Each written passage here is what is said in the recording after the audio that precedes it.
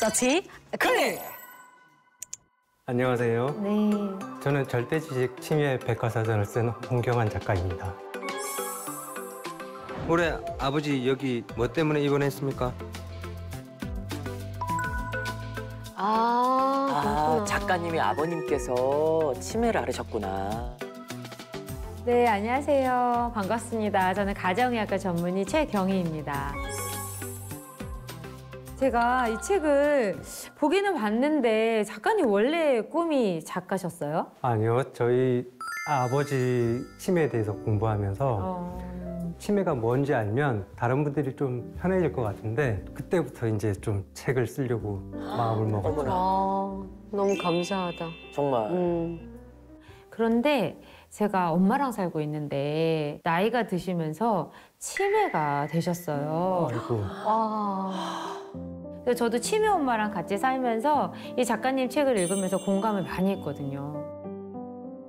작가님은 아버지가 치매라는 걸 어떻게 알게 되셨어요? 어느 날 우연히 알게 됐는데 제가 외출하고 돌아왔는데 그리고 아버지께 인사를 드렸죠. 근데 1시간쯤 뒤에 아버지가 너 언제 왔니? 이러시더라고요.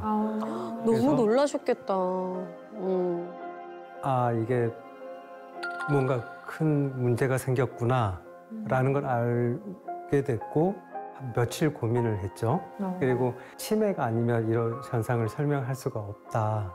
이제 그렇게 생각을 했죠. 그냥 지나칠 수도 있었을 텐데 또 아버지의 그런 증상이 치매일 수도 있겠다라고 생각을 하시고 받아들이신 거네요. 사실 많은 분들이 이런 인지장애가 있는 거를 치매와 연관을 짓지 않거든요. 그게 가장 큰 문제죠. 그러니까 나이 들면 다 그래 이렇게 해버리고 넘어가 버리고 그게 어느 순간 확 진행이 돼버린 상태에서 하니까 이미 손 쓰기에는 너무 늦어버린 경우가 많죠. 사실 그게 정말 무섭고 또 슬픈 것 같아요. 안타깝죠. 네. 그래서 많은 분들이 막연히 치매를 두려워하는데 좀 구체적으로 생각해보면 이 치매라는 게 사랑하는 가족들과 행복했던 기억들을 이제 하나씩 잊어간다는 거. 너무 속상하다, 슬프다. 그게 제일 받아들이기 힘든 게 아닐까. 그죠? 그런 생각이 또 그렇죠, 들어요. 그렇죠. 만약에 엄마가 오빠가 왔는데 갑자기 못 알아보셔. 난 솔직히 생각을 해본 적이 없어. 지금 해봐. 그러니까 그만큼 뭐냐면 그거 자체는 되게 먼 얘기라고 생각을 하는 거야. 그치. 심지어는 뭐 벌어지지 않은 걸 미리 생각하고 싶지도 않고. 싫어. 너무 생각하기 싫어. 실질적으로 내 눈앞에서 뭔가 벌어져도 현실 부정에 대한 어떤 행동들을 내가 하게 되겠지. 부인하는 거죠. 부정하는 거지, 그럴 수 처음에는. 있겠어. 아닐 거야. 아버님을 돌보시면서도 그 이후에도 되게 힘든 일이 많으셨을 것 같아요. 저는 원래 서울에서 이제 직장 생활을 하고 있었는데 어머니가 혼자 모시기는 만만치 않겠다. 어머니가 사실 작년 9월에 암 진단을 받으셨거든요. 그래서 심지어 암 진단을 받으셨었대. 어머니만 아니면 아버지를 집에서 운명하실 때까지 저는 그 생각을 가지고 있었는데 어머니 간병하는 것도 힘들고 그것뿐만 아니라 어머니가 아버지 때문에 스트레스를 너무 많이 받으시니까 그래서 이제 3월에 아버지를 올해? 네, 어머, 모셨어요. 어머나. 누군가는 이제 이거에 대해서 책임을 져야 된다고 생각을 했고 제가 5남매 중에 막내인데 네, 결혼을 그때 안 한 상황이었고 그래서 제가 책임을 져야겠구나라고 생각을 했습니다. 오, 대단하십니다. 근데 작가님 저도 막내거든요. 진짜요? 네, 막내들이 효자인가 봐요. 나도 막내인데. 난 첫째인데. 첫째들은 자기만 보더라고. 첫째들은 돈을 쓰지. 난 막내인데도 써. 그래서 정말 효자시고 공부도 열심히 하시고 치매에 대해서 정말 많은 것들을 또 알게 되시고 좀 알리고 싶은 어떤 치매에 대한 사실 그런 것들을 좀 말씀해 주신다면요. 저런 방법이 있을까? 제가 가지고 있는 지론 중에 하나는 뭐냐면 가족들이 가장 덜 힘들기 위해서는 치매 환자가 병이 진행을 더디게 해야 된다. 그쵸. 이 생각을 가지고 있거든요. 그래서 굉장히 많은 자료들을 살펴봤죠. 논문들도 살펴보고 하면서 약뿐만 아니라 치매 환자를 돌보는 데 있어서는 비약물적 요법도 굉장히 정말 중요하죠. 중요하거든요. 매일 제가 아버지 운동을 시켰어요. 그래서 대단하십니다, 정말. 정말. 한여름에는 이제 낮에 나가면 더워서 안 되잖아요. 아침에 밥 먹기 전에, 아침밥 먹기 전에. 7시 정도 아버지 모시고 나가서 운동을 하고 그거를 거의 10년 이상. 네. 그리고 치매에 대해서 공부하면서 제가 절절히 느끼는 건 뭐냐면 네, 보통 치매가 한 15년, 20년 전부터 이렇게 진행이 되어 오는 것들이잖아요. 맞아요. 서서히 진짜요? 진행되죠. 어머. 갑자기 오는 게 아니구나. 요즘 제일 안타깝게 생각하는 거는 초록이 치매 환자들. 초록이 치매 맞습니다. 초록이 치매. 초록이 치매?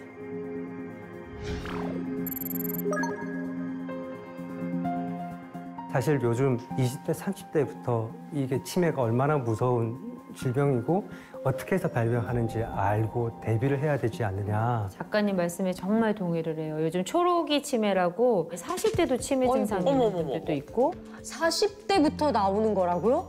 이게 나이가 들면서 또 생길 수밖에 없는 그런 기전을 가진 질환이라서 20, 30대도 정말 그때부터 관리를 해야 돼요. 어머머머머. 20, 30대부터 치매 관리를 한다는 얘기는 정말 생소하네요. 와. 저는 이제 의학을 공부한 사람이니까 치매라는 거를 이제 어릴 때 책에서 배웠고 요즘 좀 나이 먹고 생각을 해보니까 치매라는 병의 원인은 노화라는 생각이 들어요. 중요하지. 네, 왜냐하면 우리 몸이 늙어간다는 건 결국 몸을 이루고 있는 세포가 늙어가는 거고 그래서 이 뇌의 세포들이 결국 노화되고 결국은 치매로 이어지는 게 아닐까라고 생각을 하는데 작가님이 생각하시는 치매의 원인은 무엇일까요? 여러 가지 원인이 있겠지만 과학적, 의학적으로 연구된 바에 의하면 우리가 살아가면서 뇌에 쌓이는 찌꺼기들, 베타 아밀로이드라는 물질 때문에 베타 아밀로이드. 베타 나쁜 아밀로이드 놈. 맞습니다. 치매 얘기를 할 때 또 빼놓을 수 없는 이 용어가 베타 아밀로이드인데 뇌에 계속 쌓이는 찌꺼기인 거죠, 말하자면. 베타 아밀로이드가 독성으로 작용을 하니까 이 뇌 신경세포를 파괴하는 거고 치매의 원인이 된다는 게 문제인데 정말 다양한 연구 그죠. 결과들이 나와 있거든요. 그래서 제가 사진을 한번 준비를 해봤어요. 와, 저거 봐. 꽉 찼어.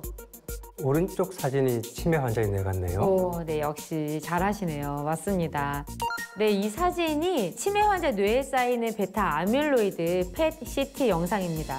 이 왼쪽 정상인보다 이제 오른쪽 알츠하이머 치매 환자 사진을 보면 붉은색으로 이제 표시되어 있는 게 베타 아밀로이드가 오, 넓게 분포되어 진짜 보기도 있는 싫다. 사진이에요. 여러 논문과 연구 자료들을 읽어보면서 이 베타 아밀로이드가 굉장히 무서운 거구나 하고 느꼈거든요. 그렇죠. 진짜 무섭죠. 이 뇌를 우리 신체 전체로 보면은 한 2% 정도 부피를 차지하는 기관인데 우리 신체 에너지의 한 20에서 많게는 30%를 사용하고 있거든요.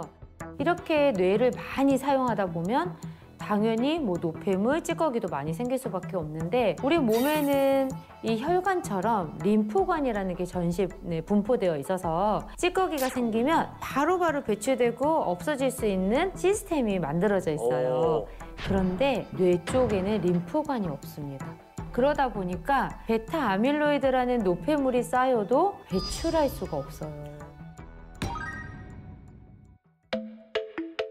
우리가 잠자는 시간 외에 눈 뜨고 움직이는 모든 순간 베타 아밀로이드가 생성이 되어서 축적이 되고요. 싫어. 밤에 이제 잠이 들면 멜라토닌이라는 호르몬이 이제 분비되면서 이 멜라토닌이 뇌 척수액을 타고 뇌 전체를 이제 돌고 도는 거죠. 그러면서 베타 아밀로이드 이런 노폐물을 제거해서 림프관으로 배출을 시키게 됩니다. 그러니까 멜라토닌이 뇌 척수액을 타고 돌면서 다 노폐물들을 청소를 하는 거지. 제거한다는 거. 청소부 역할을 하는 거지. 이렇게 우리 뇌에 중요한 역할을 하는 게 멜라토닌인데 뇌의 시상하부에 있는 이제 송과체와 우리 몸 안에 이 세포의 미토콘드리아에서 생산이 되는데요. 뭐 신경세포, 림프구, 망막세포, 위장, 간 이렇게 온몸에 있는 세포 안에서 다 만들어지고 있다라고 보시면 됩니다. 그런데 해가 지고 이제 빛이 없어지면 망막을 통해서 빛이 없다는 것을 이제 뇌로 신호를 보내게 되고 그러면서 이제 멜라토닌이 분비가 되고 또 우리는 그때 이제 잠이 오기 시작하는 거죠. 그러다가 이제 아침이 되면 이제 빛이 생기잖아요. 그럼 이제 눈을 자극하게 되고 멜라토닌 분비가 억제되면서 우리가 잠에서 깨게 되는 이제 그런 시스템인 거죠. 멜라토닌이 진짜 우리 몸에서 하는 일이 정말 많네요. 정말 많죠. 네. 그중 가장 가장 중요한 역할이 아까 선생님께서 말씀해 주신 뇌를 청소해 주는 것 같거든요. 제가 치매에 대해서 공부하면서 봤던 연구 자료가 있는데 네네. 흥미로워서 아직도 기억하고 있어요. 아, 저도 정말 궁금한데요. 어떤 연구셨어요? 알츠하이머 치매 환자와 동일한 나이에 있는 일반인의 뇌 척수액을 통해서 멜라토닌 수치를 비교한 연구가 있는데요. 알츠하이머 치매 환자는 일반인보다 멜라토닌 수치가 무려 5배나 낮다는 연구 결과가 5배나요? 있습니다. 세상에. 아, 정말 차이가 많이 나네요. 멜라토닌 분비가 제대로 되지 않으면 베타 아밀로이드를 충분하게 제거하지 못해서 치매가 발병하는 데 유의미한 영향을 줄 수 있다는 연구 결과인 것이죠. 그럼 어른 되면은 잠이 좀 줄잖아요. 근데 나이 들어도 좀 길게 오랫동안 건강한 잠을 자게 되면은 그게 이제 사실 필요한 거지. 중요한 거지. 되게 그러니까 중요한 거네. 말한 것처럼 멜라토닌 성분을 좀 어떤 식으로든 도움을 이제 받게 되면 잠도 잘 올 수 있고 그러니까 나이가 든다고 잠이 줄어든다라는 생각을 안 해도 되겠네. 그렇지, 내가 그런 또 거지. 길게 잘 수 있는 법이 그렇지. 있네요. 방법. 건망증이 심하면 치매로 연결되지 않을까? 그럴 것 같은데. 이게 치매는 아닌데 우리가 정말 깜빡깜빡할 때 많잖아요. 너무 많아요. 있지, 너무 있어. 저도 사실 건망증이 요즘 많이 생기는 것 같은데 이 건망증과 치매에 어떤 연관성이 있다고 생각하세요? 치매로 진행되는 건망증이 있고 네. 치매로 진행되지 않는 건망증이 있어요. 치매로 진행되지 않는 건망증은 말할 때 그냥 아하, 우리가 아하라는 감탄사가 나오게 되면 정상적인 건망증이에요. 맞아요. 약간의 네. 힌트를 주면은 아 다시 맞아. 떠올릴 수 있는 기억이 네. 나면은 괜찮아. 치매로 진행되는 건망증은 이런 반응이 나오지 않아요. 제가 항상 얘기하는 거는 영화 메멘토를 보시면 네. 선생님과 저가 이렇게 대화를 나누고 있다가 15분쯤 뒤에 제가 당신 누구야? 라고 얘기를 하거든요. 영화의 장면을 보면 마찬가지로 치매 환자들도 그런 현상들이 일어나요. 그래서 너무 내가 치매에 두렵다고 해서 정상적인 건망증까지 두려워할 필요는 없고 치매로 진행되는 건망증이 무엇인지는 명확하게 알고 있어야 빨리 병원에 모시고 가서 치료를 받을 수 있기 때문에 요걸 좀 정확하게 구분하는 게 필요할 것 같아요.